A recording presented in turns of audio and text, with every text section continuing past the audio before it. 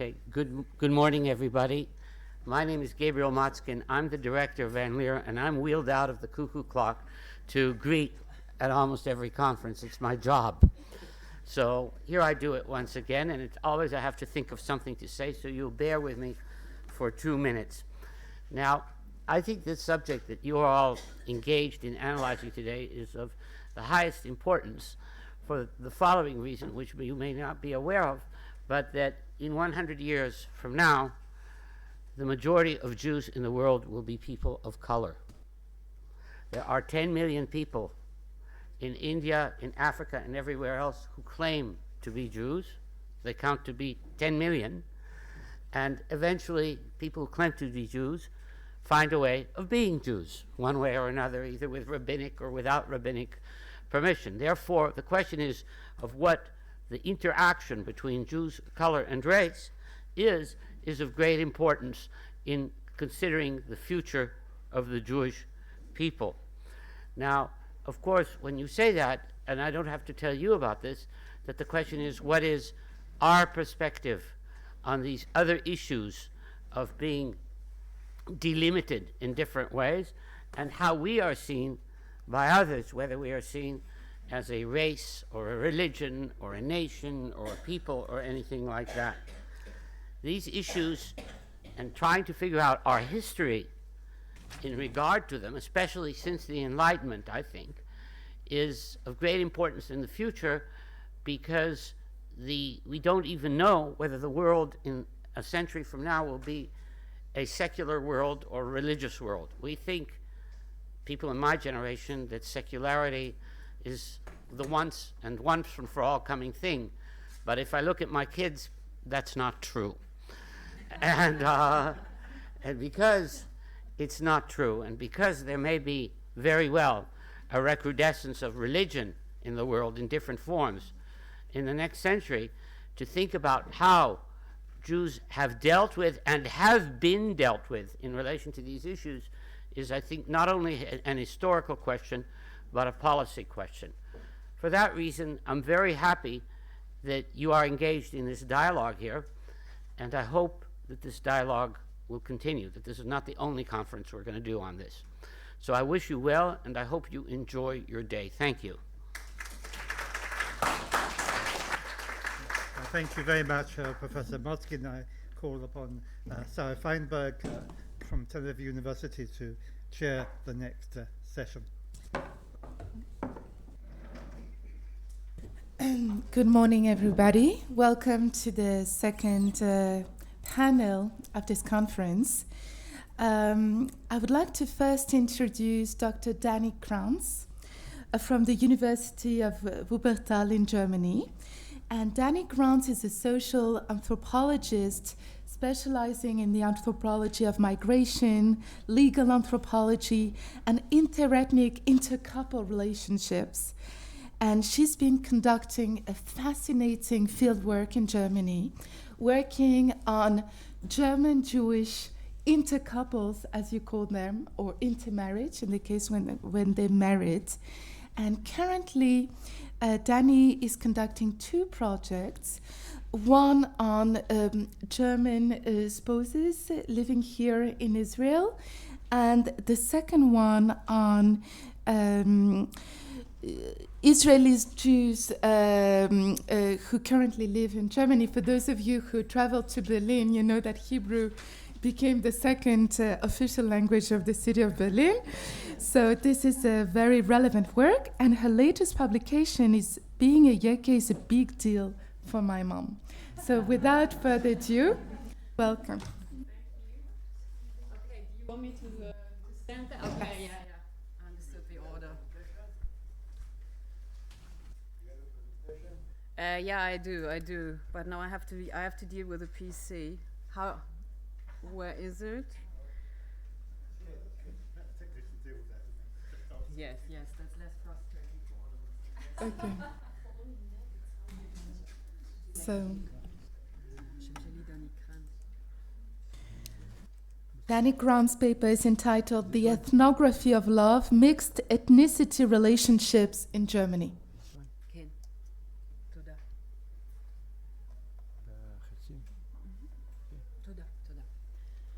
Thank you very much. And in particular, before I start the paper, I'd like to thank Ephraim for his support and unwavering patience with me, and as well as Shira, who was incredibly helpful and patient.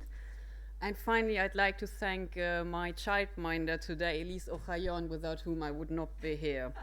So thank you very much for having me. Okay, I'm going to talk about love pretty much, and the paper is called Intercouples in Germany, an Ethnography of Love. Let me start with a quote by Margaret Mead, one of the at night. But what happens if the two partners who are part of a couple fall into two groups which have been constructed as binary oppositions? Because we all have families and we are born into kinship systems. We belong to ethnic groups. We are born into one or the other religion which we might or which we might not practice. Depending on the history of the country, ethnic, religious, and family history, love relationships between two individuals might become highly problematic. As Laila Abu-Lughod, another anthropologist, outlined, it is fallacious to privilege micro over macro or vice versa. Both are interdependent and they make up the context of our lives and, as I would argue, our loves. It is the contextuality of two partners of a couple that this paper will focus on. By way of intercouples, I'm using that term actually specifically because a lot of them are not married. It's just the three which I chose were married, but the vast majority of all of my research participants are not married. And I will depict them by ethnographic data, which I've collected in Germany from 2003 to the present.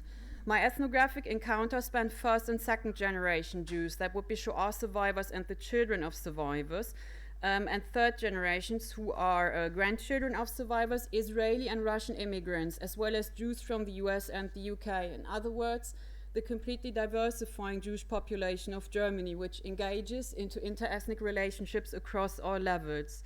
The paper wishes to explore if and how the past plays a role in the present of these relationships, if and how Jewishness, Germanness, or any other ethnicity within relationships is created, maintained, and possibly reified, and in an afterthought if these relationships can be possibly compared to other inter-ethnic couple relationships in Germany, or to Jewish intermarriage in other countries, or to intermarriage or interrelationships as such.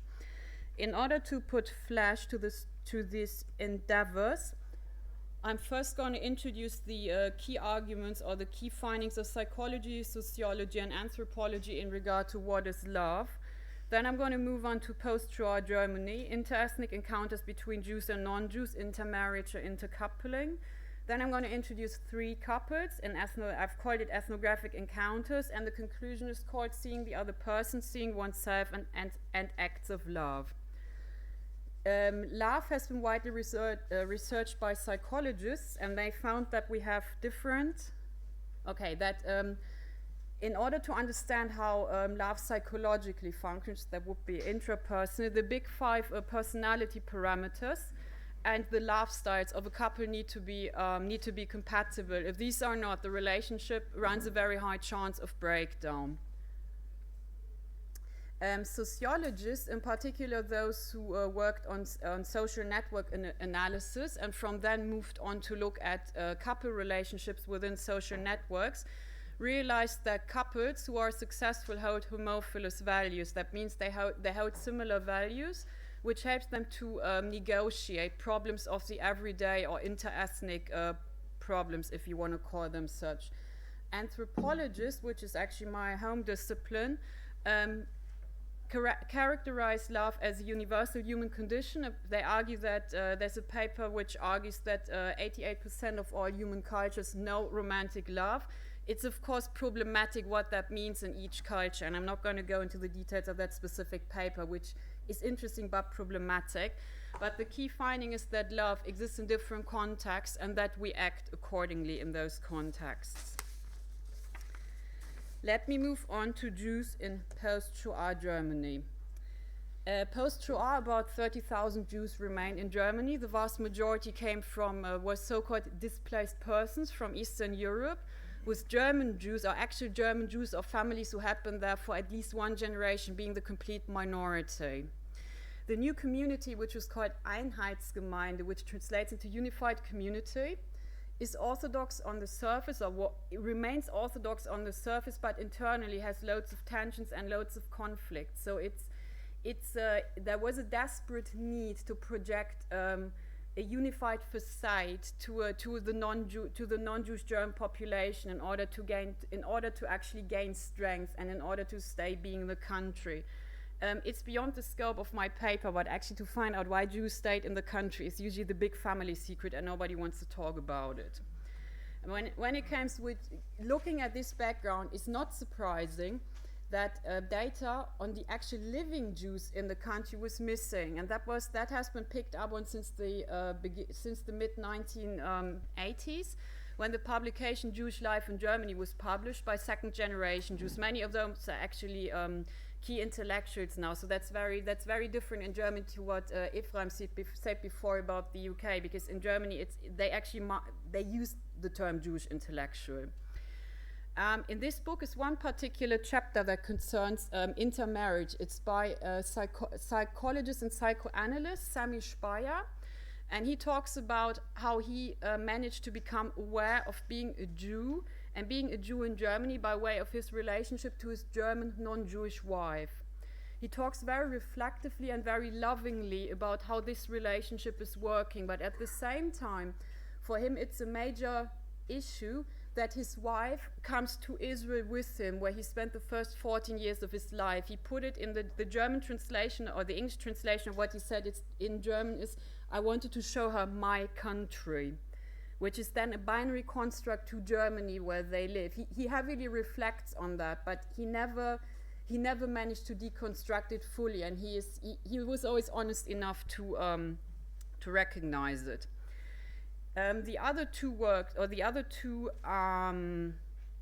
academics who dealt with love relationships, in particular they only dealt with second-generation Jews, are Lynn Rappaport, who's a sociologist.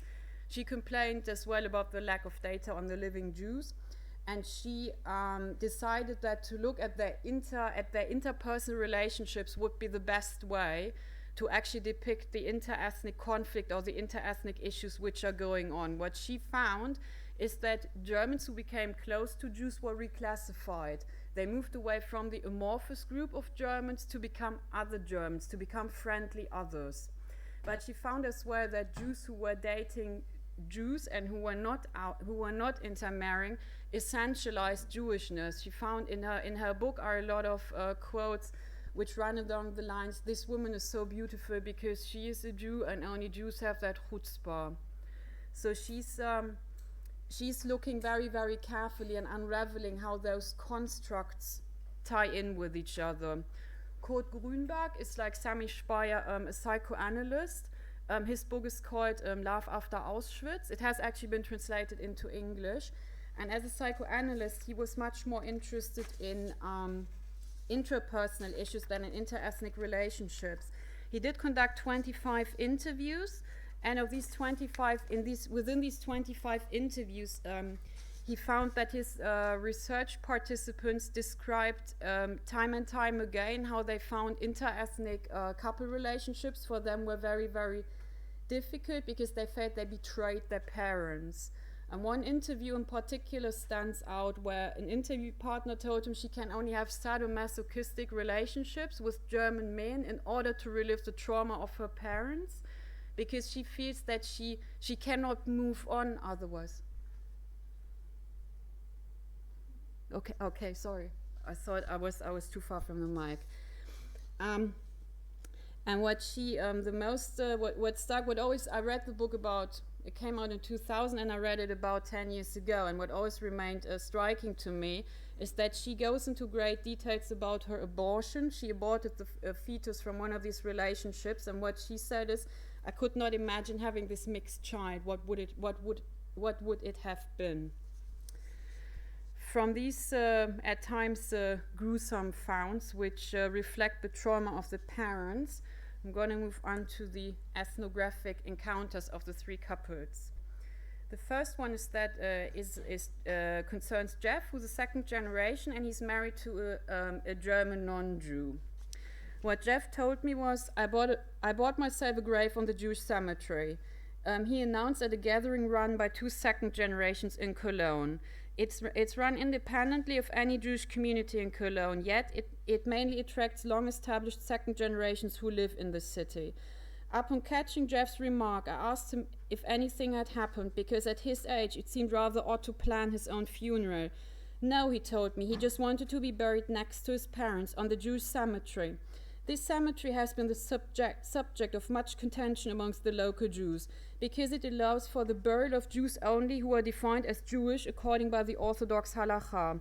The burial of non-Jewish spouses or partners on the cemetery is not an option. These spouses or partners are commonly buried in an adjacent plot at the secular cemetery that borders the Jewish cemetery, with their grave bordering that of their Jewish partner and spouse, yet the graves are separated by a thick wall.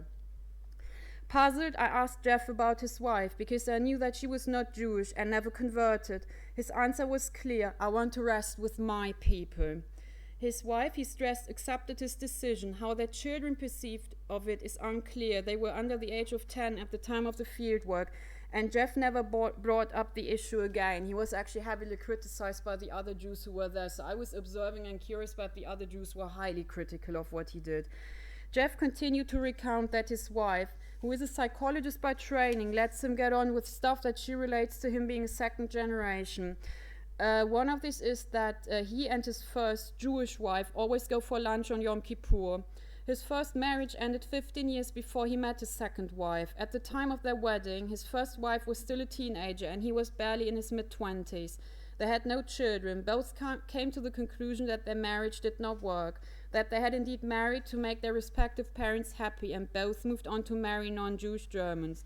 For Jeff, it remained key that his second wife accepted his secular Jewishness and his second generation hang-ups, which culminate in the grave on the Jewish cemetery, which would separate him from her for eternity, but which spans as well the lunch with his first wife, and his absolute refusal to renaturalize as a German while maintaining his other EU citizenship.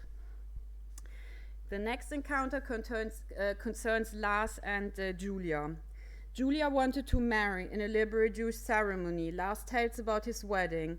Being non-observant and coming from an intermarried family, Lars was happy to get along with her wish, although he was puzzled. His wife had never expressed any wish to convert. His own Jewish mother had never made an issue out of her non-Jewishness, and neither had his survivor grandparents. Yet, while Lars is religiously non-observant, he has an investment in his Jewishness. He plays football for the local Maccabi team, and his MA thesis concerned German Jewish football players in Israel. While his wife is not Jewish, her background has a somewhat Jewish tinge, because her stepfather is Jewish.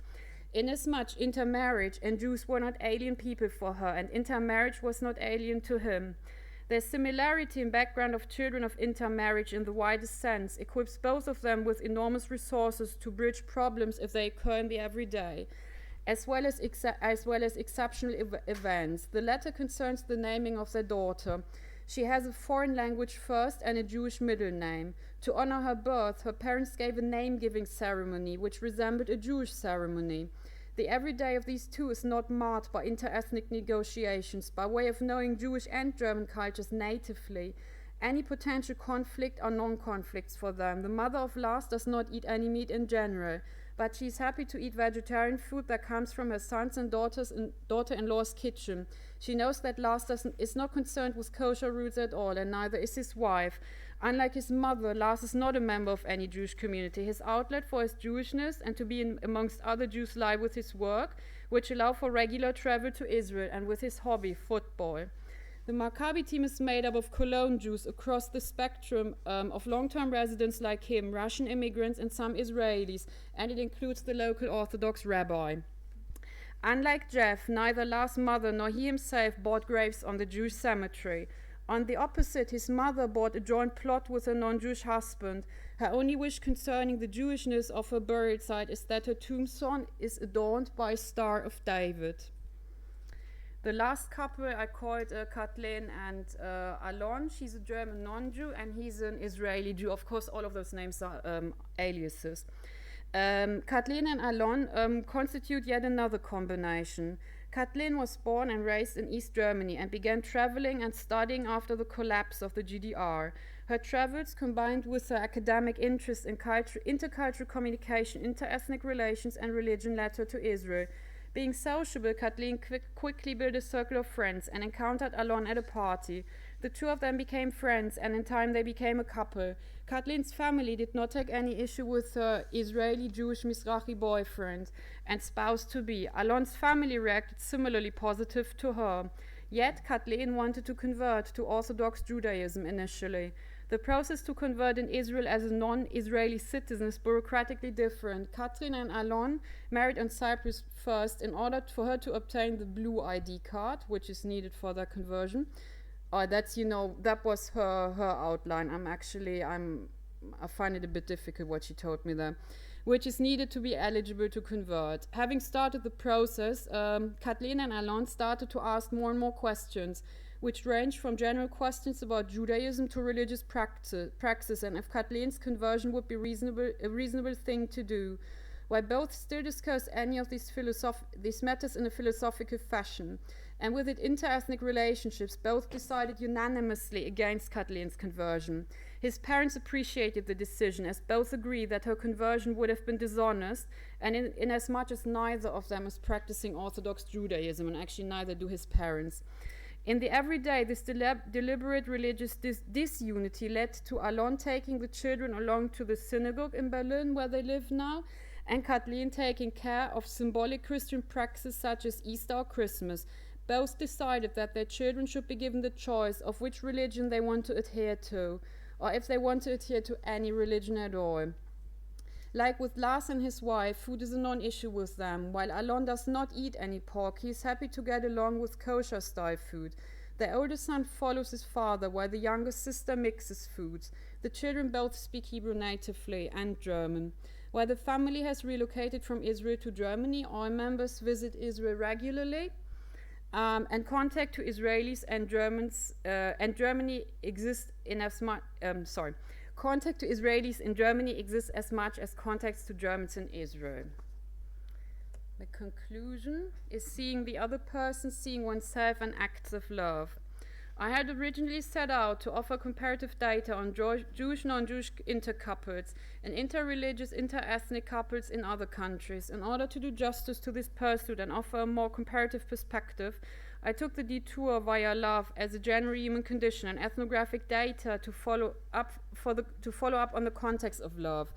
In regard to intercouples that are made up of other ethnic groups in Germany, I did surprisingly find very little data.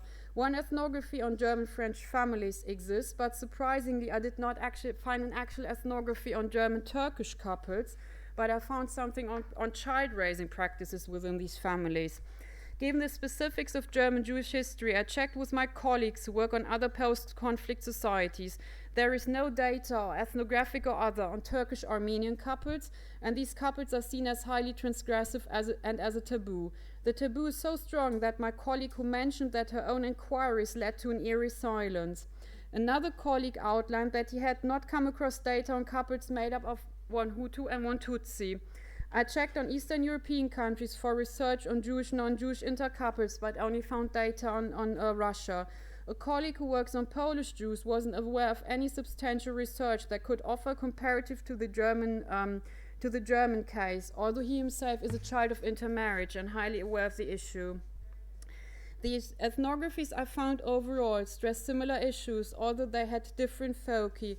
Intercouples can succeed if they manage to find a stable base in the everyday, which is supported by the underlying issues psychologists and sociologists established. An ethnography on Swiss-Tunisian couples in Switzerland underlines that this as much as an ethnography on the German and French couples. And one that covers Kosovo wives in Switzerland, yet another one covers Muslim and Christian intermarriage in Northern Ireland. Compatibility and communication are key for the success of these relationships. Heller and Wood found in their US data on endogamous and exogamous Jews that with intercouples, the interethnic negotiation can actually work as a glue and bring the couples closer together.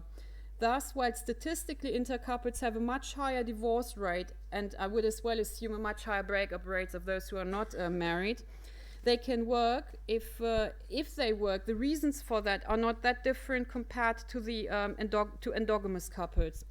This leads me back to my German data. The 3 intercouples I introduced work out because they found compromises and ways to communicate. The past plays a different role with these 3 couples, which is why I chose these 3 examples. For Jeff, the past is an overbearing shadow, and integrating it within the relationship is key because he is at his core a second generation, with all of the ambiguities that beset this generation in Germany. Lars and his wife never mentioned the Shoah or any relevance in regard to their relationship when I talked to them and when I did fieldwork with them. Both come from intermarried families, inasmuch they have grown up and into inter-ethnic couple relationships. Kathleen and Alon have a different relationship to the Shoah and its effects on their relationship, and they are possibly the most exogamous couple of the 3, because Kathleen grew up in East Germany with the East German narrative of the past, which defines East Germans as victims and West Germans as perpetrators, and she engaged with the other German history only as an adult. Alon has no family connection to the Shoah. His family is Yemenite. The Shoah is part of Jewish history for him, but it's not his personal history. The individuals who make up the couples exemplify their own identities within the relationship. They see themselves, but they see as well the other in the relationship. This ability leads up to what I refer to as acts of love. In Jeff's case, it's the acceptance of his wife. He accepts his wife's non-Jewishness, and she accepts his core belonging to the Jewish people. In the case of Lars and his wife, it is maintaining an intermarried status quo of mixing and meshing Jewish and non-Jewish traditions. In the case of Kathleen and Alon, it is raising German-Israeli children and giving them the option to choose their own religious belonging. All of these options are available in present-day Germany and indicative of Jewish diversity, but as well of the multiple facets of German non-Jewish society. To tie the ethnographic data in with the point of micro and macro structure of Abu Lughod.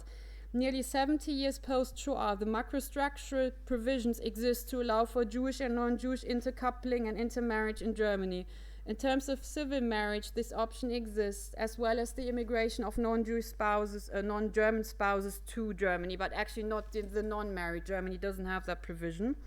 Being possible, educational, professional, and other travel decrease the spatial constraints of the marriage options.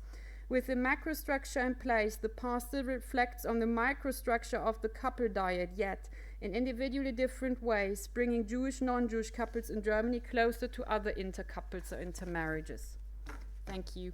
Thank you very much. Thank you, Dr. Kranz, for this fascinating presentation. I want to leave time for questions afterwards. So I'll introduce Dr. Ayala Keissat-Sugarman. You're doing your PhD? So everybody who's doing a PhD is potentially a doctor. So, okay. Dr. Sugarman from Ben Gurion University of the Negev. And you're doing your PhD thesis at Ben Gurion University on bioethnic characteristics of immigrants from the Soviet Union in Israel. And I want to say that everybody can take a deep breath because you know that sociology of Russian Jews in Israel is the national sport of Russian Jews. And so for the first time, there is another person entering the arena. So kol hakavod, and we look forward to hearing from you.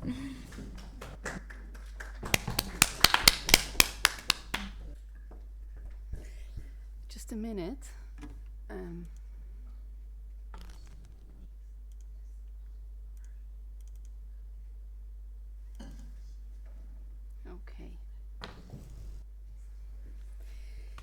Okay, first of all, thank you for inviting me and giving me the opportunity to share with you some of my research findings and thoughts.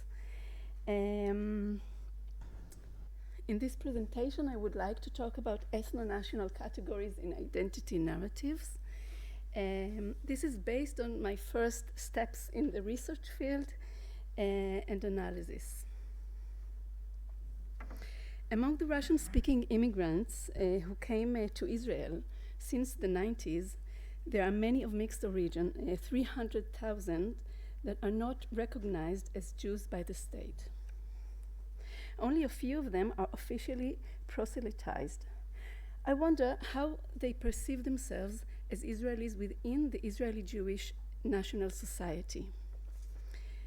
Reviewing relevant literature reveals the deep historical roots of the ethnic racial category among former Soviet Union Jews. On the one hand, according to the Jewish Orthodox halakha, Judaism is at its core a matter of kinship.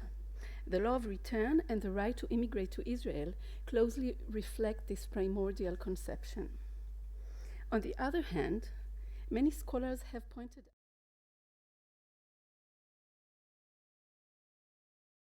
7 decades of Soviet rule, and they have also pointed out the ways in which this element is expressed among immigrants in Israel and in other places worldwide.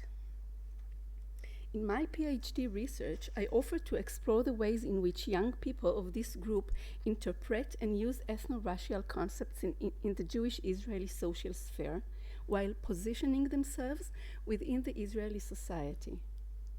I examine the perspective of individuals as social agents and explore the use of various cultural resources at their disposal and the impact of their interpretive act within the cultural sphere.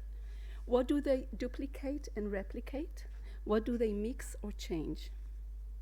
The research focuses on exploring the processes of deconstruction, construction, and preservation of the ethno-racial category. The case study of Russian-speaking Jews of mixed origin and their positioning in Israel seems like a unique opportunity for this exploration, since members of this group are entitled to immigrate to Israel under the law of return due to their Jewish genetics, yet their Jewish roots are not strong enough to make them full-fledged members of the Israeli Jewish collective as constituted in hegemonic discourse. As I said, this presentation includes experiences and impressions of my initial encounters at the research field. In the research, I ask my interviewees to tell me the stories of integration in the Israeli society.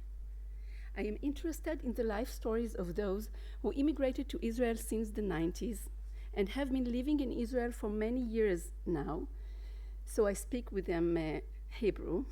I focus at the age range of late 20s to early 30s. I have begun interviewing over the last few months, and I intend to interview between 30 and 40 youngsters.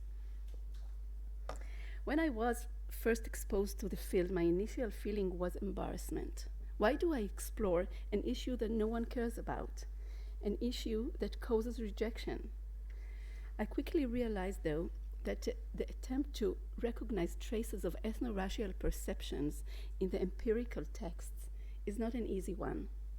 I've found that explicit statements regarding a Jewish race or notions of something like Jewish mixed blood are hardly spelled out.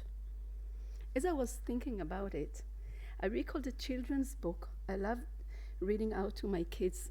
There's No Such Thing as a Dragon by Jack Kent. A little bit entertainment. It is a story about Billy Bixby, who wakes up one day and finds a dragon in his bedroom, an actual dragon. The dragon is a tiny one, no larger than a kitten. Yet Billy's mother refuses to see him. A dragon, she keeps on saying, there's no such thing. Her disregard causes the dragon to grow bigger and bigger until living in the house becomes unbearable. In this presentation, I'd like to explore the elusive nature of the ethno-racial category.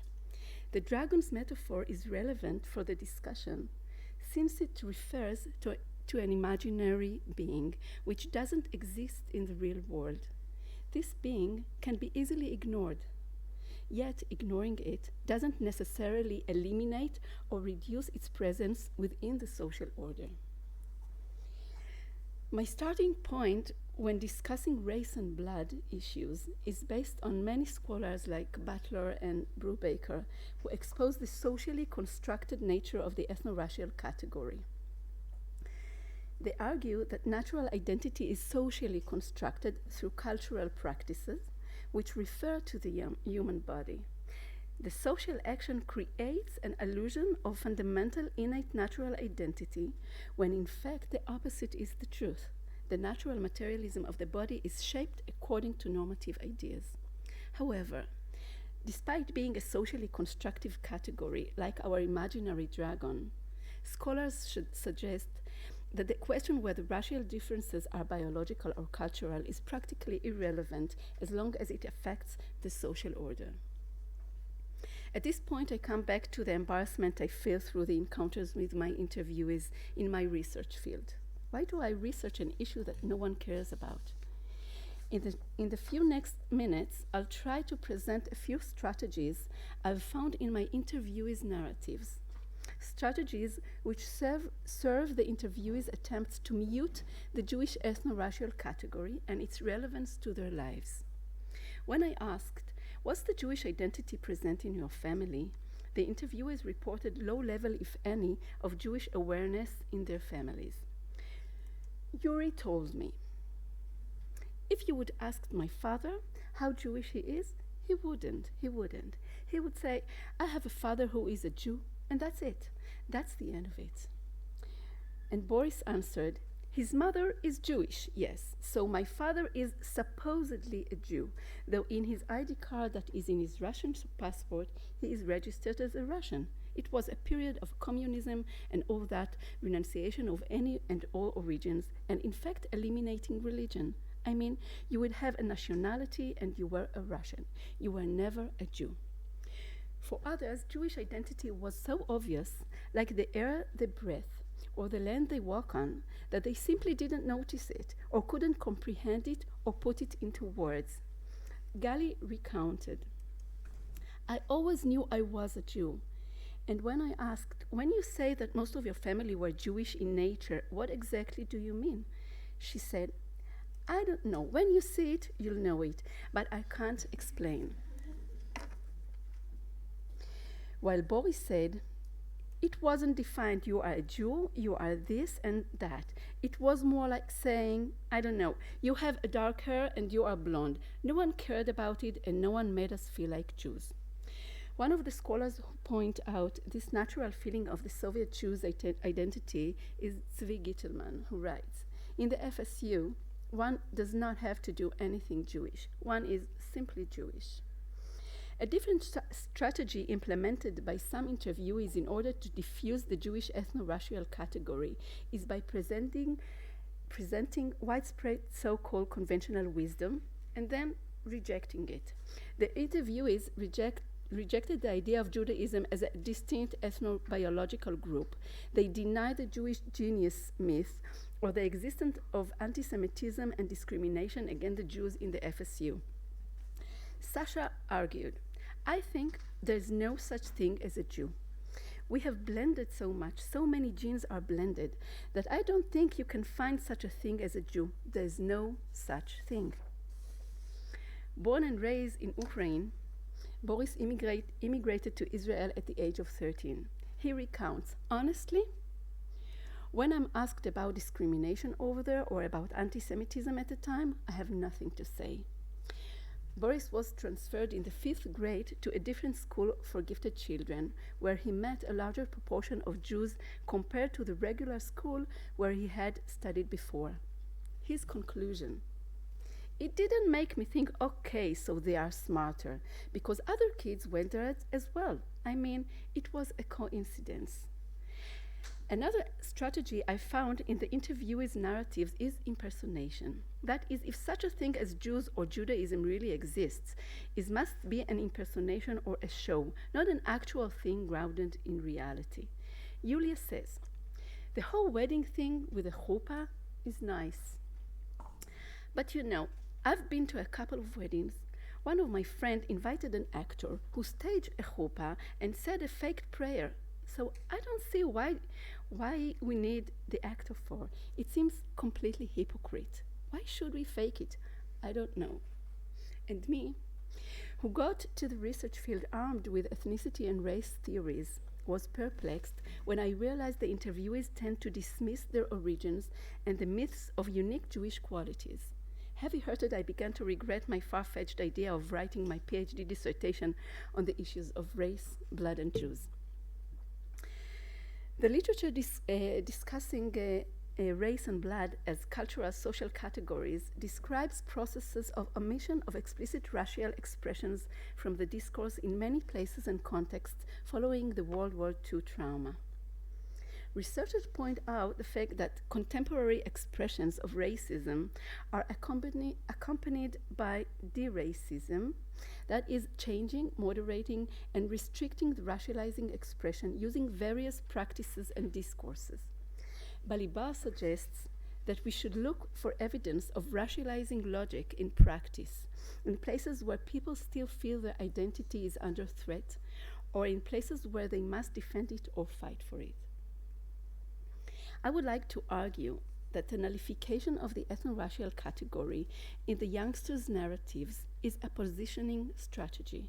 It may be possible that they prefer to nullify this category because it plays an essential role in the Israeli society, yet they lack in this aspect since they are not recognized as Jews.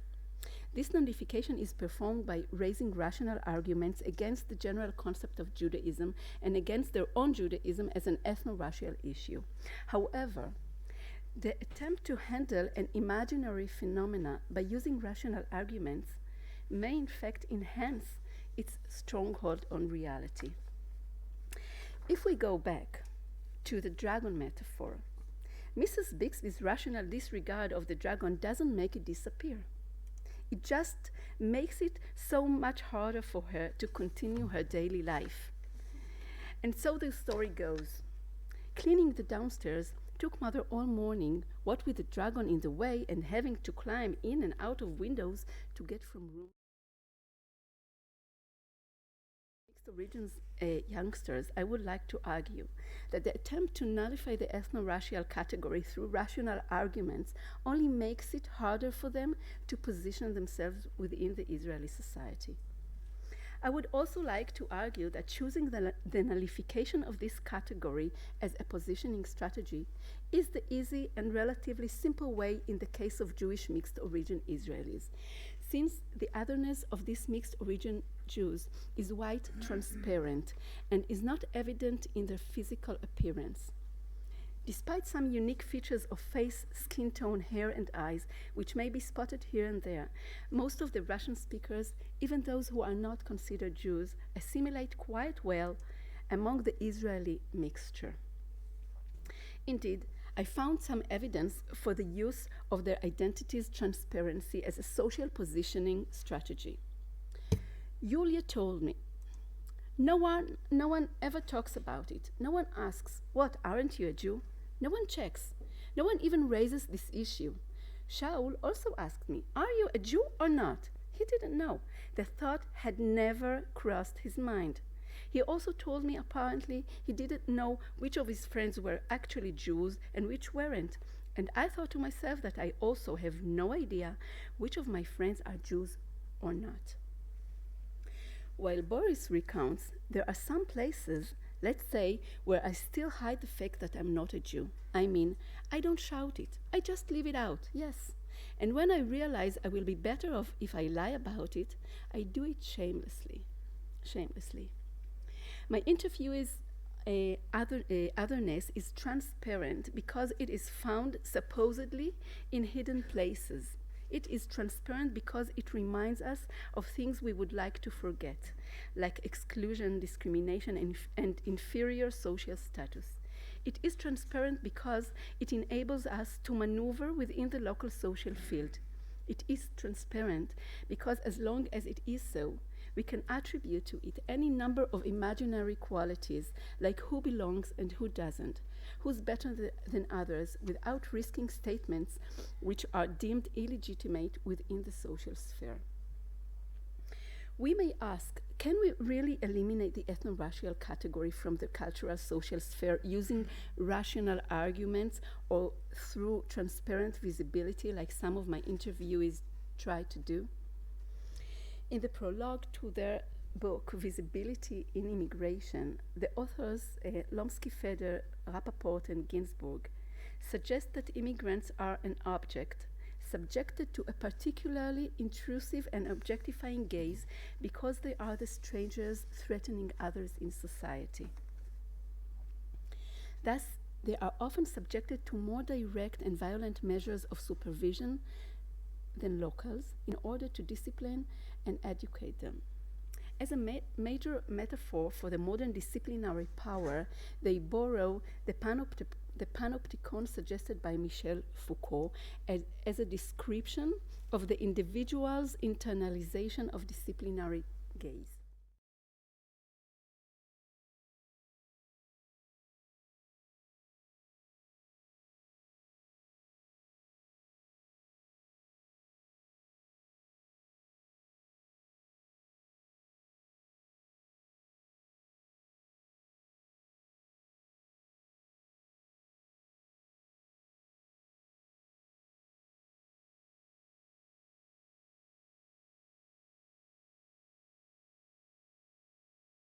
As a rather radical metaphor.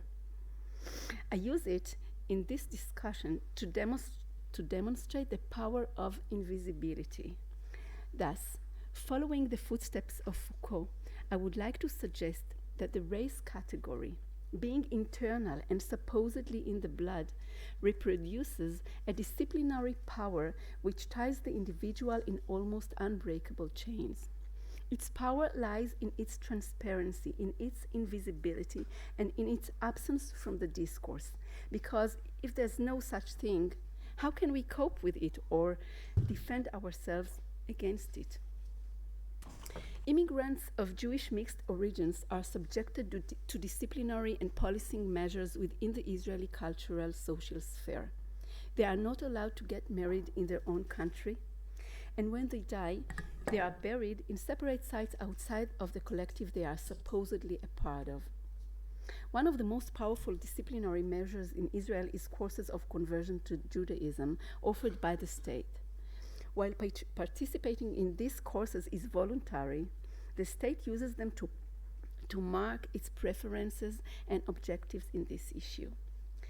Thus, while youngsters of Jewish mixed origin can escape the normalizing gaze using their transparent white ethnicity, it sometimes seems like not an easy task. And here, at the end of my talk, I find myself coming back to the story of Billy Bixby and his dragon, and the way the story ends. When Billy's father comes home and sees the dragon, which has disrupted the household routine, he asks, "How did this happen?" "It was the dragon," said Billy. "There's no such thing," mother started to say. "There is a dragon," Billy insisted, "a very big dragon," and Billy patted the dragon on the head. The dragon waged its tail happily. Then, even faster than it had grown, the dragon started getting smaller. Soon it was kitten size again. "I don't mind dragons this size," said Mother. "Why did he have to grow so big?" "I'm not sure," said Billy, "but I think he just wanted to be noticed." I'd love to end my talk here if only social dynamics were as simple as in this lovely children's book. I used the dragon metaphor in this presentation to speak about the ethno-racial category. Frankly speaking, somehow it feels much more convenient to me than dealing directly with the ethno-racial category. Yet, due to my initial encounters at the research field, I would like to suggest that further notice and exploration should be given to this category and its practice within the social sphere. I learned that the category's survival within the cultural social sphere has to do with its elusive nature and the way in which personal strategies of social agents alongside social hegemonic disciplinary forces feed and nurture each other. Thank you. Thank you, Ayala Sugarman. We have approximately 25 minutes for questions and comments disguised as questions in the room. I would like to briefly start by connecting your two papers. And what is fascinating when we read you or we hearing you is your capacity to connect the world of the intimacy, the dialogue of a couple, the projections within a couple, and the history drama. Okay, the dramatic stage of 20th century. Self-identity, self-perception, self-definitions, and a variety of identity categories that belong to the halachic definition of Jewishness, that belong to the law of return, and that also belong to the Soviet identity politics. And when I'm hearing ethno-racial categories, the Russian and Soviet research in me hears, the genes and the bloods that were part of the Soviet ethnic politics. So I think this is the first major strength of your paper. The second one is the power of ethnography. What you captured here, it could be captured only through in-depth fieldwork, in-depth personal interviews, and I think there is a very impressive strength in the ways in which you conducted the interviews. I wanted to do a few remarks and then I'll open the floor.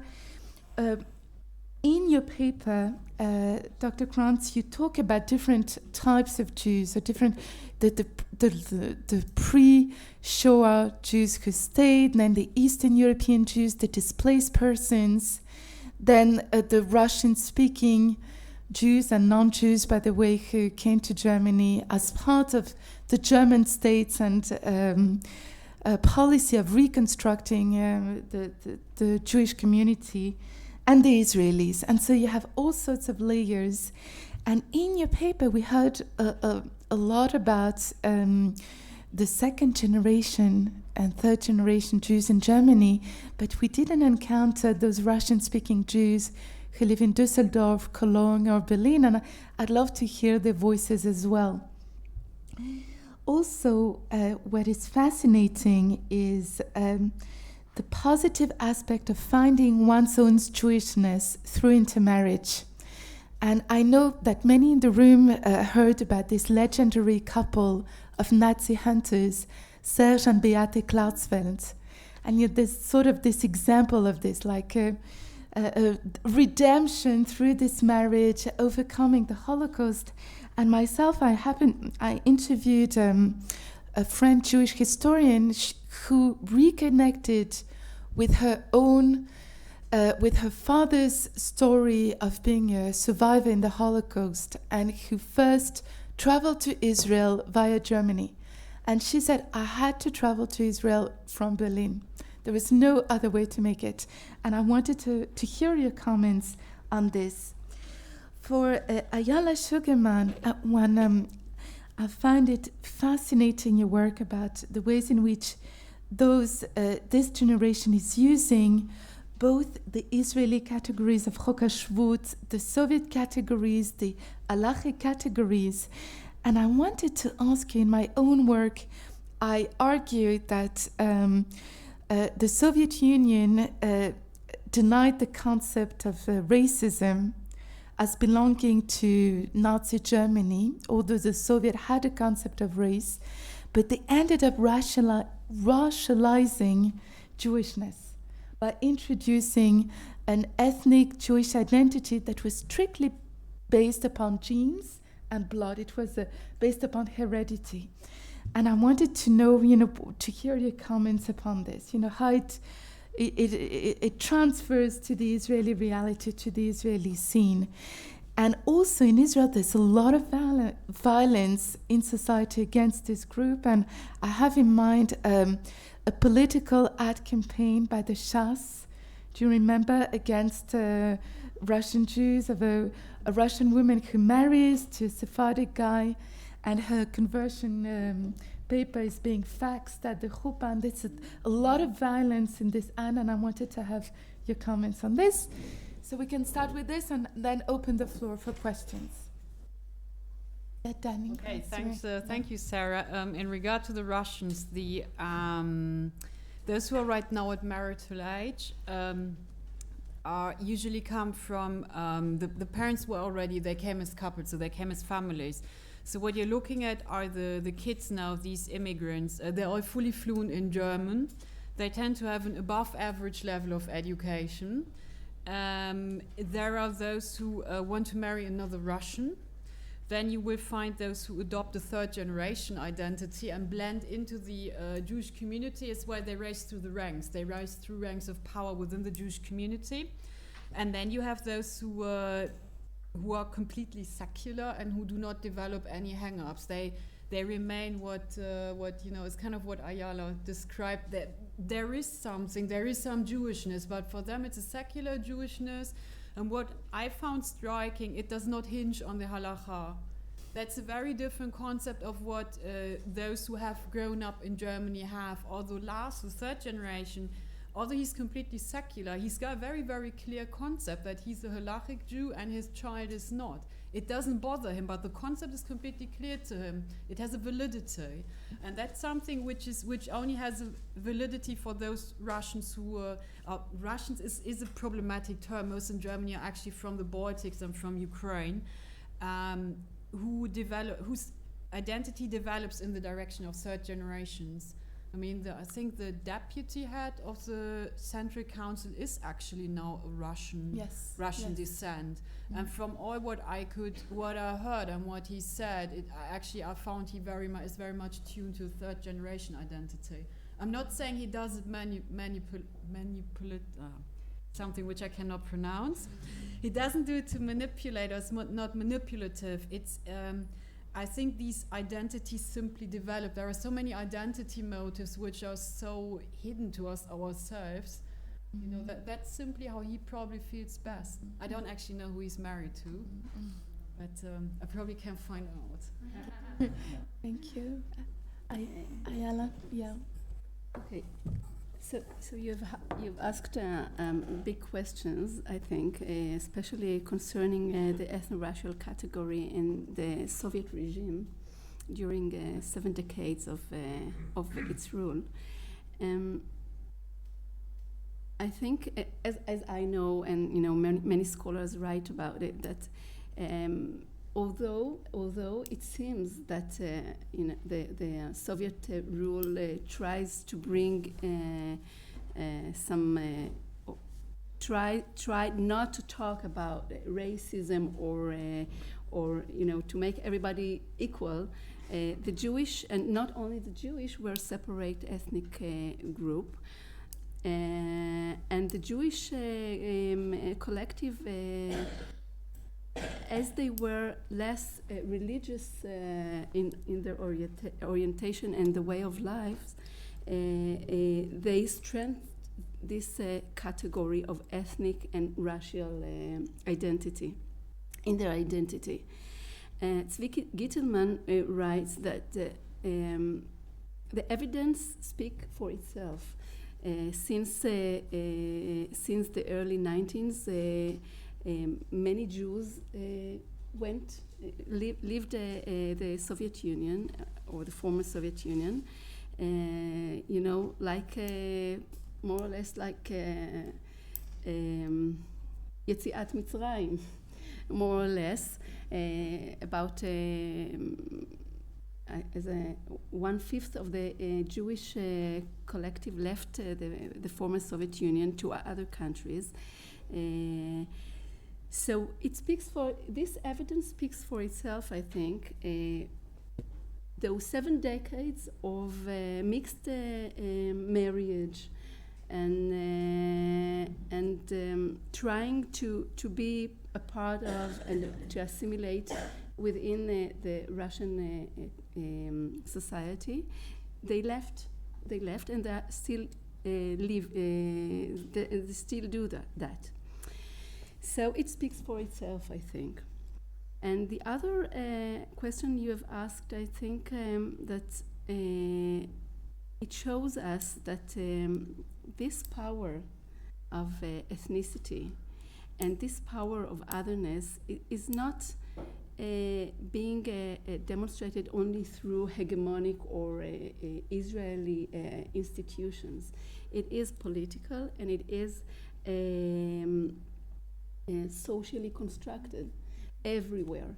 It is everywhere. So, and I really heard that with my interview, in my interview's texts. That's it. Thank you very much. I will start the questions. Yes, the microphone. Yes. We'll collect the, okay, we'll collect.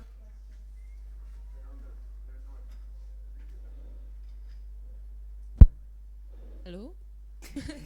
Okay. I'm Noah Sophie Kolam from Ben-Gurion University, and I have a short question to each of you. Dani, I was interested in, you said not all the couples were married, and I wondered, is there a way of, or do you have numbers, how many of them are married and how many aren't, kind of as opposed to Germans who marry or don't? I think that would be very interesting to know the relation.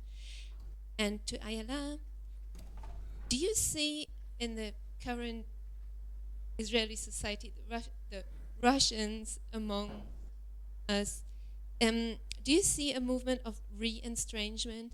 Because like last year, I met a young man, and he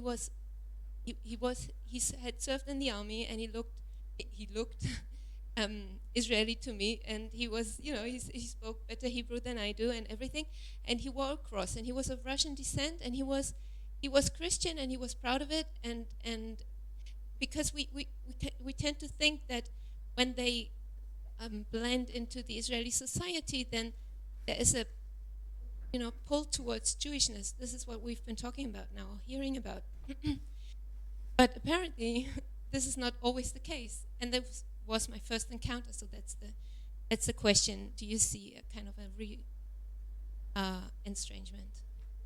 Other questions in the room? Yes, Larissa and Nick. Yes.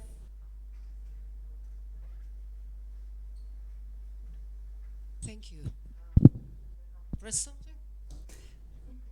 Thank you for the two very interesting presentations that juxtapose certain issues of the social construction of ethnicity and race. I'm Larissa Ramenik. I've done a lot of research on Russian Jews generally and on partial Jews and non-Jews and the mapping out of Jewish identities in this country and in the West. In my research, it very often comes up the fact that the critical mass of Russian immigrants, many of whom are of mixed descent, has completely redrawn the map of ethnicity and the definitions of what it means to be Jewish and who is a Jew in Israel. And at the same time, this younger generation of mixed ethnicity immigrants, they also try hard, as your interviews, Ayala, suggest, to transcend those labels of Jewish, non-Jewish, and to broach to the broader meaning of Israeliness. They prefer to define themselves within the identity of Israeli, which is quite, not oblivious, but the Jewish, non-Jewish becomes much less important than the fact that they've served in the army, they've contributed to society, see themselves as full-fledged Israelis entitled to the full rights because they contribute their full measure. So have you seen this topic emerging in the interviews? Thank you. We'll pass the microphone here.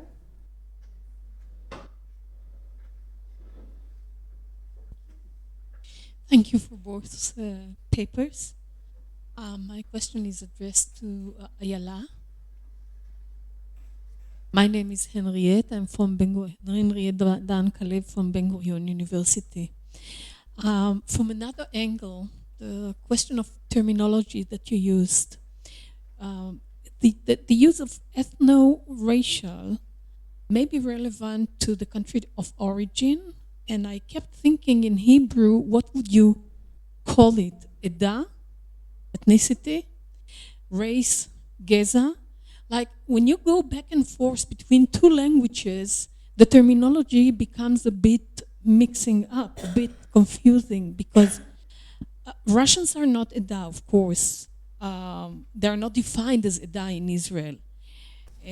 Nevertheless, if you want to translate it, you call them an ethnic group.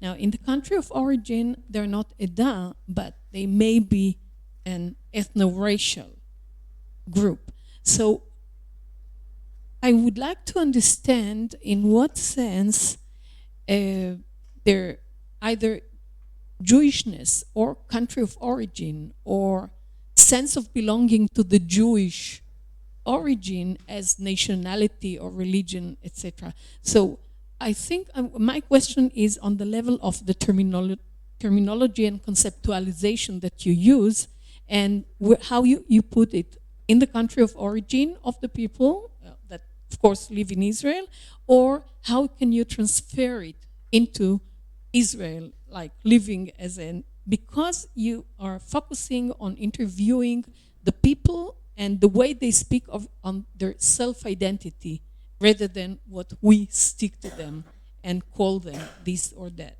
So if you can elaborate and put it in more accurate terminology, I would appreciate it. Okay, so I think there is a Lindsay Kaplan from Georgetown University. One quick last question for Ayala. If you could talk a little bit about the role of performance in identity, because you raised that with Judith Butler earlier, and some of the quotations that you brought in at the end, this whole, I felt that there was a kind of sense of them trying to pass, if you will, and I think that speaks to your question of Israeli identity as opposed to a Jewish identity. So if you could talk a little bit about, do they see themselves in some ways as performing a type of Israeli or Jewish identity? Yes. Okay. So, yes. Tying in with that, to me it seems there is an increasing amount of crosses.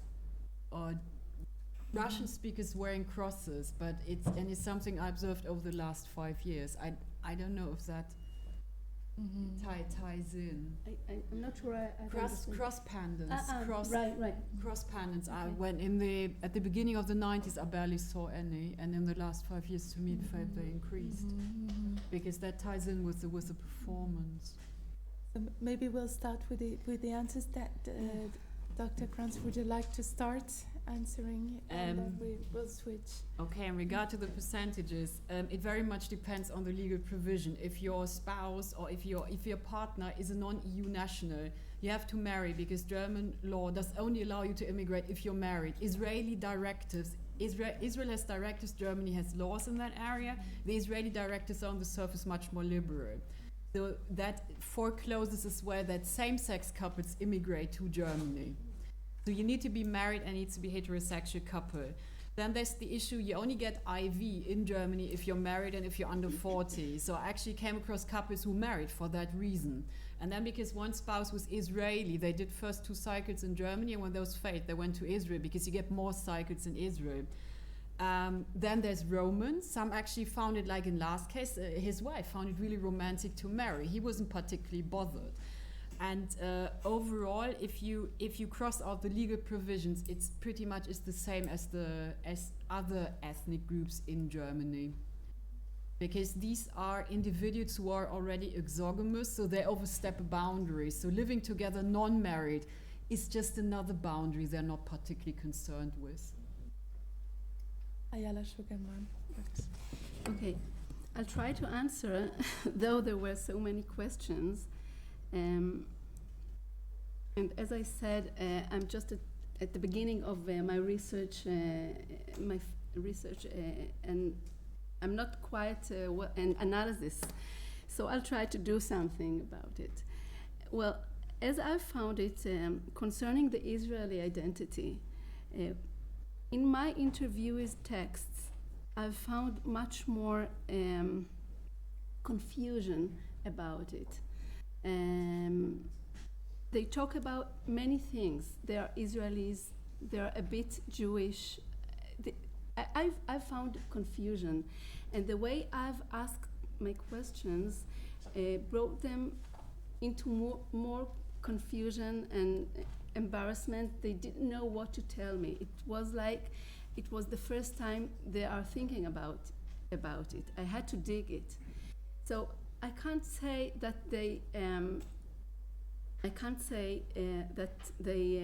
took the Israeli identity as a good solution to this problem. I'm not sure about it. I felt much more confusion about it. And about the re-estrangement, yes, I've found that as well. There are who spoke about their Christianity, and it seems like it took them, most of them talk about that it took them few years to come to this realization, to realize it, their Christianity origin, and to be proud of it. Yet, I'm not sure they know what to do, how to deal with it, and what to do with it in the Israeli sphere. I really don't know yet. I have to analyze that more. And about the concept of a ethno-racial group, I must say that I'm not analyzing it as a group. I analyze it as a concept, as a category of analysis, the ethno-racial category. I can't say that they are Russian or they are Jewish or they are Israelis. I'm trying, to deal with it as a concept, and of course not as Eda in the Israeli context. Like we know the discourse about Eda in the Israeli context. Performing, I'm. Can you? I just felt in the last couple of quotations, people seem to be interested in this question of whether you're like hiring the actor and having the coupage, or not telling people that they're Jewish or kind of pretending that they are Jewish. I was just interested in at the question of the performance of either Israeli or Jewish identity. How does that play into the I think most of my interviewees don't perform themselves as Jewish. I think they're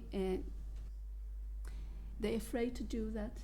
They take the hegemonic discourse about who is Jewish and who's not.